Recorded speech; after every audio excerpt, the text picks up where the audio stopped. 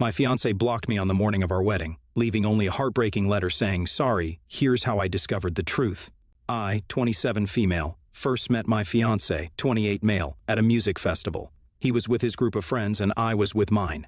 We got to talking about our favorite musicians and bands, and before we both knew it, we had become friends. It was a week-long event, and I was having a hard time walking away from him because of how much I liked him.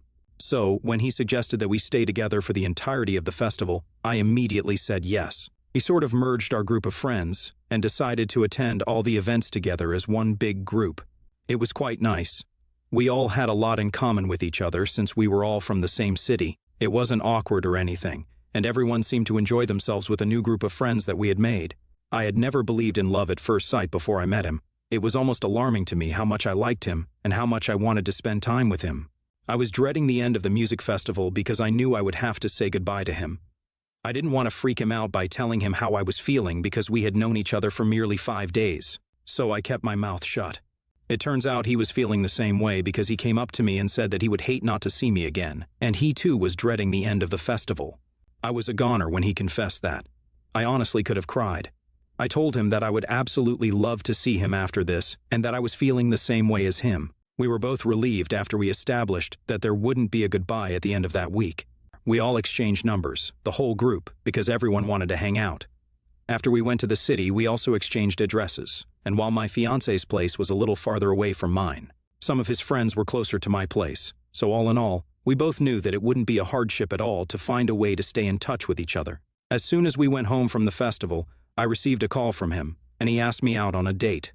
I was so happy that he didn't even wait a few days before asking me out. We went on a few dates, and I was pleasantly surprised that the magic was not gone after the music festival, and we both still very much liked each other. A few dates turned into a lot more, and before we knew it, we were in a committed relationship. I had become more familiar with his friends too, as he had become with mine. We often hung out with each other's friends and places. Even though he had a huge group of friends, we often ended up hanging out with his best friend and his girlfriend. We went out on double dates with them a lot of times. I could see that the three of them were really close because they had all grown up together. They still never made me feel like an outsider. They welcomed me into their small circle with open arms. And because I knew it, it was the four of us who formed an inner circle of sorts, apart from all our other friends. It was so pleasant because I never had friends so close that they were almost family. His best friend had been with his girlfriend ever since their school days, and it was such a nice, wholesome little love story that I felt myself tear up when they told me. My fiancé, on the other hand, had grown humbled about being their third wheel all his life, and I burst out laughing. I had then assured him that he wouldn't be anyone's third wheel any longer.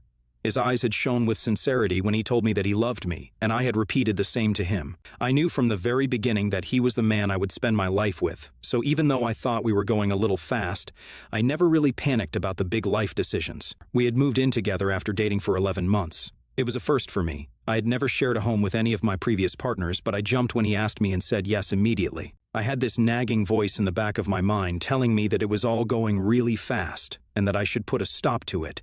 But I had paid it no mind.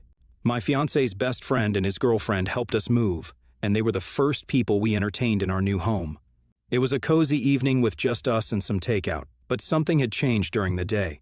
I didn't know what it was, but his best friend's girlfriend was acting all aloof. She was being unusually quiet, and I remember wondering if she was having problems in her relationship. She had barely said a word all night and seemed visibly sad. Even though we were great friends, I didn't urge her to confide in me since I was also friends with her boyfriend. I was sure she would talk to some of her friends who wouldn't be biased, since I knew she was uncomfortable. I decided to end the evening early, and they were on their way home before the clock even hit 9. I did ask my fiancé if he knew what was going on with them, but he didn't know anything. He assured me that it was probably nothing, and they would figure it out like they always do. They had been together for way too long to not figure it out, he said, and I believed him because he knew them way better than me. Things were a little hectic initially when we moved in, but after we got used to living together, it was beyond pleasant. I loved living with him. It brought me so much joy to do little everyday things like laundry or cooking with him. All my previous doubts about moving too fast were put to an end after we got comfortable living together. I knew we were going in the right direction, even if it had been a little quick. We had continued our double dates, opting for staying in instead of going out most of the time. His best friend's girlfriend hadn't seemed uncomfortable or sad after that initial day, so I guess they had sorted out whatever was bothering her. It was back to normal for the four of us. We grew even closer in the following months. I even invited her to a girls' night with my other friends. I knew that a proposal was coming way before my fiancé popped the question. We had talked about it a few times and decided that we were ready for it. It still made me cry when it happened, though. Of course I said yes. We told his best friend and his girlfriend, and they came over for dinner that day. He was super happy, but she was a little quiet. I started to think that maybe she had a problem with me, but then I realized how self-centered it sounded. Maybe she really had some problems and couldn't show her happiness to us. She did tell us congratulations, but she was not happy as I could tell. I thought about talking to her, but in the following days it slipped my mind. We told our parents, our other friends, and I got mixed up in the calls and messages from friends and family. After that, I was so excited to start the wedding prep that everything went to the back of my mind. I didn't even think that something might be going on behind my back that I should be aware of. I just trusted easily. Maybe I was naive. Maybe I didn't pay attention to something that was happening right in front of my eyes. I got too comfortable in my life because I thought I was safe, and my fiancé would never let anything happen to me. Boy, was I wrong about that. Between our proposal and the date we decided for our wedding, we didn't hang out much with his best friend and his girlfriend like we usually did. My fiancé told me that they were having relationship problems, so it was best that we didn't hang out with him for a while. I was busy with the wedding prep anyway, so I didn't have any problem with that. As our wedding day came near, my fiancé became a little distant, but he never confided in me. Whenever I asked him, I thought maybe he was nervous or had cold feet, so I let it go. He had assured me that he was completely all right and that I had nothing to worry about. I went back to wedding planning, and then my whole world turned upside down. On the day of my wedding, I was in the bridal suite all morning getting ready. We obviously weren't supposed to see each other, but I texted him, which I never got a reply to. I didn't think much of it, but as the ceremony came close, I was getting restless. I just wanted to hear his voice to calm myself down, so I called him and found that his phone was off. It was odd. Why would his phone be off right before our wedding? I texted him, and then saw that my texts weren't going through. I checked my phone and everything, and then I texted my friend who replied immediately, so my phone was working fine. I just couldn't understand what was going on, but I still didn't just jump to any conclusions. The red flag started flying when his best friend knocked on my door looking very distressed. I invited him in, but he was too silent for my liking. I asked him what was going on and why he looked like someone had run a car over him. He told me that my fiancé was gone. I actually laughed at his face because he sounded ridiculous. Why would my fiancé leave when we were supposed to be married in less than an hour? He told me to sit down. I sat, and then he handed me an envelope. I took it from him with shaky hands and opened it to find a letter.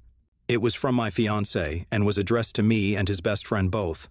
He sat next to me as we read it together. He started off by saying sorry like it would make it all better. He wrote that he had been in love with his best friend's girlfriend for a long time, and she finally accepted that there was something between them too, so they ran off together. He wrote how they were seeing each other behind our backs and made a pact to dump their respective partners to see where they could take their relationship. He wrote that they weren't going to act on the pact, but he couldn't go through with the wedding when he was in love with someone else. He couldn't do that to the actual love of his life. I had tears streaming down my face by this point. His best friend was sitting right next to me, holding my trembling body for comfort. He told me to flip the page, so I did. The pact was written on the back and there were 2 signatures. It was ridiculous that they actually wrote it down. It was the usual, that they couldn't live without each other, and it wouldn't have been right if they continued their previous relationships. The last sentence was the one that got me, though. They wrote that he thought me and his best friend would make a great couple and we should consider getting married instead, because he didn't want my wedding planning to go to waste. He also wrote that he didn't want us to suffer, so we could help each other through our breakup. The audacity of that man was astounding. I was heartbroken and helpless, but above all, I was enraged. He did this to me and had the gall to tell me that I should marry his best friend. He pulled this on our wedding day and then was trying to act like he cared about me and his best friend. I tried to call him again, but his best friend told me that he had blocked us both. I just didn't know what to do anymore. I mean, what can one do after their life turns into a daily soap? I just kept thinking back to all the times I suspected something and then let it go. Was it my foolishness that got the best of me? Should I have done something differently so my life wouldn't be a complete shambles? Update 1. I hibernated for almost 3 months after my wedding fiasco. I didn't want to face anyone. I felt so stupid. My friends mostly left me alone to lick my wounds. It was horrible. Heartbreak is horrible. I cried myself to sleep every night. I tried to call him again and again, but I was still blocked. I just wanted some answers. I was going crazy thinking that maybe I should have done something differently, and we wouldn't be here right now. I kept blaming myself because I didn't get any closure. He left without facing me like a coward. I didn't get to see what he was thinking while he was writing that godforsaken letter. Did he feel bad about dumping me like this? Or was he super happy so he started his new life with the actual love of his life? All these unanswered questions kept eating me alive until I was in complete isolation. I didn't pick up any calls from my family or friends. I even started skipping work because I couldn't get myself to concentrate on anything. It was honestly getting out of hand how awful I was feeling. Then, suddenly, one day, I went home from work to find my fiancé's best friend sitting on my porch. I didn't know what to do. We had been great friends for a while, but I hadn't seen him or talked to him since my wedding day. He asked to come in, so I let him in. He didn't push me to talk or anything. He just sat there and had coffee with me in comfortable silence. Even after that, he didn't bring up the elephant in the room. He simply told me that he was worried about me and how I was isolating myself. It wasn't healthy, and he insisted that we start our dinners or game nights again.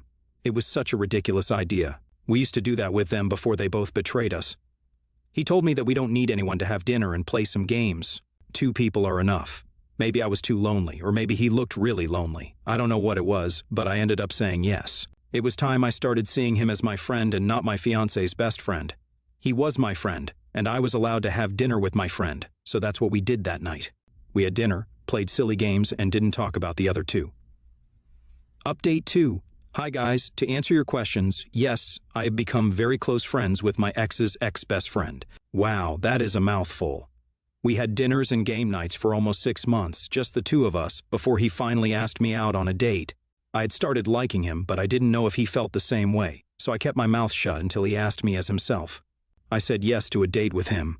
He and I had become very close in the last 6 or so months because we understood what each other was going through. We were heartbroken together, and we sort of healed each other, and it was only natural that we moved on together too. We did hang out with our other friends, and none of them knew exactly what was going on with us. We were the only 2 people who fully understood. I was actually pretty happy that I was finally moving on, and that too with this great guy who had become a very close friend of mine.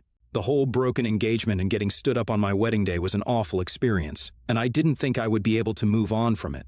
I went to such a dark place after my ex-fiancé left me that I never thought I would ever be able to go out on a date like a normal person.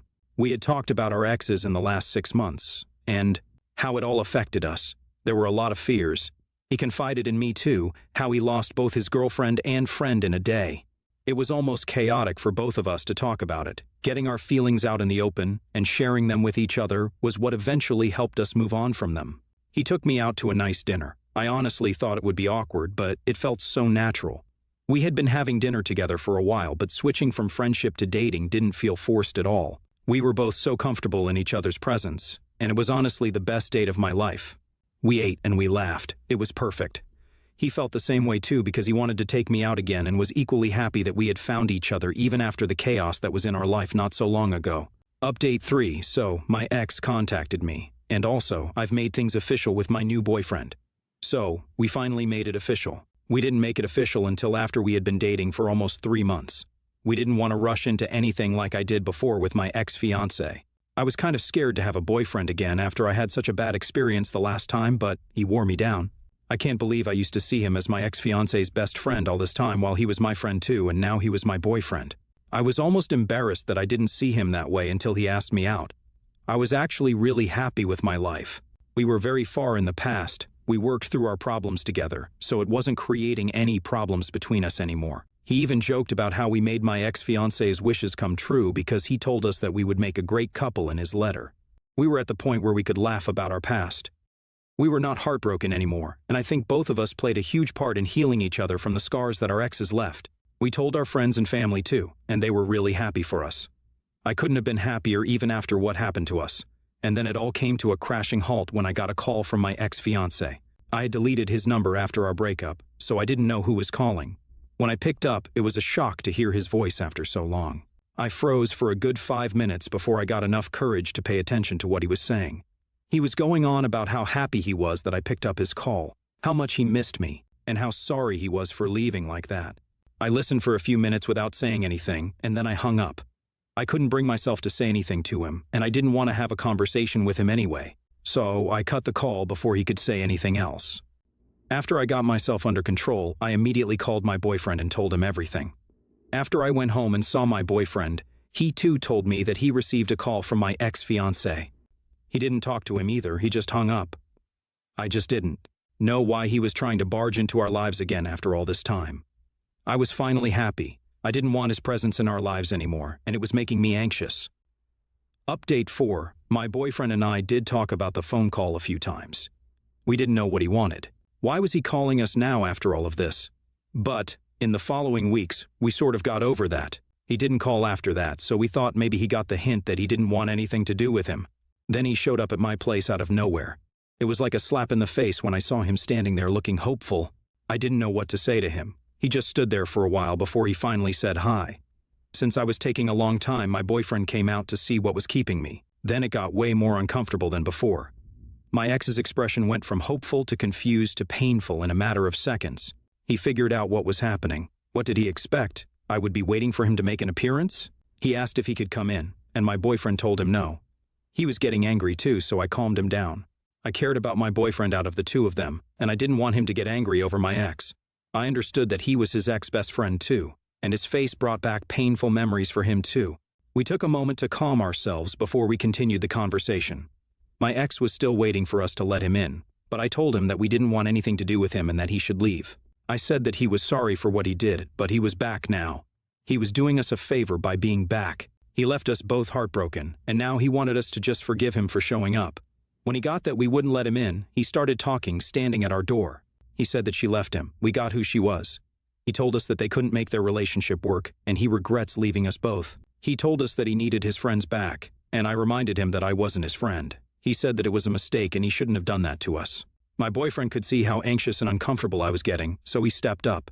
He told him that we were finally happy without dating, and my boyfriend told him, yes, he had the audacity to look hurt after that, like we had hurt him. We told him that we wanted him to leave and not call or text anymore. We weren't his friends, and we wouldn't ever be his friends in the future, so the best thing he could do for us now is to leave us alone. He got the message loud and clear after that, but he didn't let go of the chance of being nasty one last time. He told me that I didn't waste any chance to bag his best friend and move on fairly quickly for someone who was heartbroken. It was like he slapped me in the face. My boyfriend told him that at least one couple should adhere to his so-called pact, since the cheaters couldn't make it work. He told me that we were just playing by his rules. That shut him up, and he left with his head hung low.